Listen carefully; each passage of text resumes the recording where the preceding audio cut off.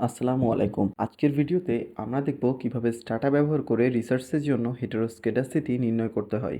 তবে ভিডিও শুরু করার আগে বলে রাখি, আপনি যদি এই সিরিজের আগের ভিডিওগুলো না দেখে থাকেন তাহলে অবশ্যই শুরু থেকে সিরিয়ালি ভিডিওগুলো দেখে ফেলবেন। তাহলে এই ভিডিওতে বুঝতে সুবিধা হবে। তো চলুন শুরু করা যাক।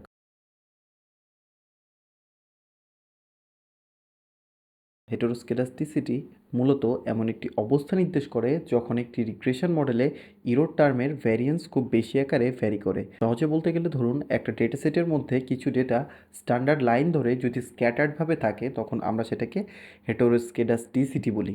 উদাহরণস্বরূপ ধরুন এই ভিডিওতে প্রতিটি ডট এক একটি ডেটা।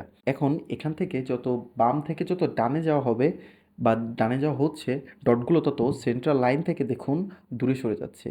কিছু ডেটার এরকম বিচ্যুতিকেই স্ট্যাটিস্টিক্যালি হেটেরোস্কেডাস্টিসিটি বলে। এখন কথা হলো, এটা রিসার্চে আমাদের কেন দরকার? এটা দরকার কারণ এটার মাধ্যমে আমাদের রিগ্রেশন মডেলের কি অ্যাজাম্পশনগুলো চেক করা হয়, এবং এই অ্যাজাম্পশনগুলো যদি ভায়োলেট হয় তাহলে এর মাধ্যমে আমরা ভুল রেজাল্ট পেতে পারি, যা স্ট্যাটিস্টিক্যালি রেজাল্ট এর ফাইন্ডিংসগুলোকে less reliable and less useful করে তোলে। যাই হোক, থিওরিটিক্যাল আলাপ বাদ দিয়ে চলুন কীভাবে ডাটাতে হেড টেস্ট করতে হয় আমরা সেটা দেখে নিই। হেড টেস্টের জন্য আমাদের প্রথমে যেটা করতে হবে সেটা হলো স্টাটাতে রিগ্রেশনটা আবার বের করতে হবে। এক্ষেত্রে রিগ্রেশন বের করার জন্য আমাদের রিসার্চের পারফরমেন্স ইন্ডিকেটর যেগুলো থাকবে বা ডিপেন্ডেন্ট ভ্যারিয়েবলগুলো যেগুলো থাকবে, ওগুলোর একটা একটা করে রিগ্রেশন বের করে দেন রিগ্রেশন রেজাল্টের পরে যে আমাদের হেড টেস্টের কমান্ড দিতে হবে। উদাহরণস্বরূপ আমাদের রিসার্চের পারফরমেন্স ইন্ডিকেটর ছিল ROA, ROE অ্যান্ড TQ।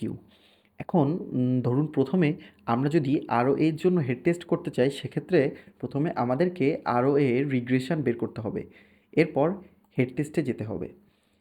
এটা করা হয়ে গেলে আমাদের ROA এর জন্য সেমভাবে রিগ্রেশন করতে হবে। এর পরপরই অর্থাৎ রিগ্রেশনের রেজাল্ট পাওয়ার সাথে সাথে আবার হেটের কমান্ড দিয়ে দিতে হবে।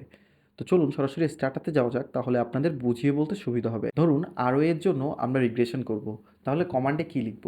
প্রথমে রিগ্রেস, এরপরে আমাদের পারফরমেন্স ইন্ডিকেটর, অর্থাৎ আমাদের প্রথমটি ছিল ROA সাপোজ, তো ROA এবং এরপর বাকি যত ভ্যারিয়েবলগুলো, অর্থাৎ একটি মাত্র এখানে ডিপেন্ডেবল ভ্যারিয়েবল, বাকিগুলো সব ইন্ডিপেন্ডেন্ট ম্যাক্রো ইকোনমিক, অর্থাৎ আপনার যা যা ভ্যারিয়েবল বাকি আছে সবগুলো আপনি এক এক করে সিলেক্ট করে এন্টার দিয়ে দেবেন। তো এর মাধ্যমে হচ্ছে আমরা পেয়ে যাবো হচ্ছে আমাদের প্রথম পারফরমেন্স ইন্ডিকেটরের জন্য আমাদের যে রিগ্রেশন রেজাল্ট সেটা। এখন আমরা হেড টেস্টের কমান্ড দিয়ে দিলেই হয়ে যাবে। অন্যান্য সব টেস্টের মতো হেড টেস্টেও অনেক ধরনের টেস্ট রয়েছে। আজকের ভিডিওতে আমরা পার্টিকুলারলি দুইটা টেস্ট করা শিখবো ইনশাল্লাহ। প্রথমে আমরা যেটা করব সেটাকে বলে ব্রুইশ পাগান অথবা কুক ওয়েসবার্গ টেস্ট অফ হেটেরোস্কেডাস্টিসিটি, যদিও এটা ব্রাশ পাগান নামে বেশি পরিচিত। বাই দ্য ওয়ে, আজকের ভিডিওতে এইসব টেস্টগুলোর নাম উচ্চারণে যে ভুলভ্রান্তি হচ্ছে বা হতে পারে, তার জন্য আমি ক্ষমা প্রার্থী। এই নামগুলো আসলে উচ্চারণ করা একটু টাফ। তো যাই হোক, এটাকে আমি শর্ট ফর্মে বলছি বিপি টেস্ট। তো বিপি টেস্ট করার জন্য আমরা যে কমান্ডটি দিব সেটি হলো স্ট্যাট হেড টেস্ট। এটি দিয়ে এন্টার দিলে আমাদের রেজাল্ট চলে আসবে। এখানে হচ্ছে আমাদের কমান্ড এটুকুই, এখানে আর কি আলাদা করে কোনো ভ্যারিয়েবল সিলেক্ট করার কিছু লাগবে না। রিগ্রেশনের পরে জাস্ট এটা দিলেই হয়ে যাবে। এখন ইন্টারপ্রিটেশন বা সিগনিফিকেন্সের যে ব্যাপারটি আছে সেটি আমি পরে বলছি। এর আগে আমাদের অন্য আরেকটি যে টেস্ট দেখবো আমরা সেটিও একবারে দেখে নিই, তারপর দুইটা ইন্টারপ্রিটেশন একসাথে বলছি। তো দ্বিতীয় আমরা যে টেস্টটি দেখব সেটাকে আমরা বলছি হোয়াইটস টেস্ট। এটি করা খুব সহজ। বিপি টেস্টের রেজাল্ট বের হওয়ার পরপরই আমরা জাস্ট কমান্ডে লিখে দিব IM টেস্ট, একটি কমা, দেন হোয়াইট লিখে এন্টার দিয়ে দিব। এখানেও কোনো ভ্যারিয়েবল সিলেক্ট করা লাগবে না, জাস্ট শুধু এই লেখাটুকু লিখে এন্টার দিয়ে দিলেই আমরা আমাদের রেজাল্ট পেয়ে যাব। তো এই কিন্তু আমরা আমাদের দুইটা টেস্টের রেজাল্টই পেয়ে গেলাম। এখন আসে ইন্টারপ্রিটেশনের পালা। কিভাবে করবেন? খুবই সহজ। এখানে উভয় টেস্ট রেজাল্টই দেখবেন যে এখানে প্রব কাই 2 এর একটি রেজাল্ট আছে, অর্থাৎ প্রবাবিলিটি এখানে আমাদের একটি পেয়েছি আমরা। এটা দিয়েই এই টেস্টের সিগনিফিকেন্স লেভেল মিলাতে হবে। এই দুইটি রেজাল্টের ক্ষেত্রেই প্রবাবিলিটি যদি 0.05 এর নিচে থাকে তাহলে আমাদের ডেটা হেটেরোস্কেডাস্টিসিটি নির্দেশ করছে, এবং আপনার রেজাল্ট যদি এই 0.05 এর নিচে থাকে তাহলে আপনার রিসার্চের সাথে অ্যালাইন করে টেস্ট রেজাল্টগুলো ইন্টারপ্রিটেশন করবেন। যদি আপনার রেজাল্ট 0.05 এর উপরে থাকে তাহলে কিন্তু সেটা আবার তখন ওই যে হোমোস্কেডাস্টিসিটি নির্দেশ করবে।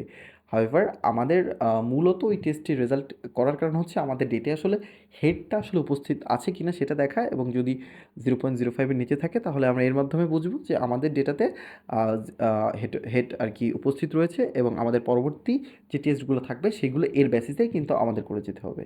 তো আজকের ভিডিওটি এতটুকুই, দেখা হবে পরবর্তী ভিডিওতে ইনশাআল্লাহ।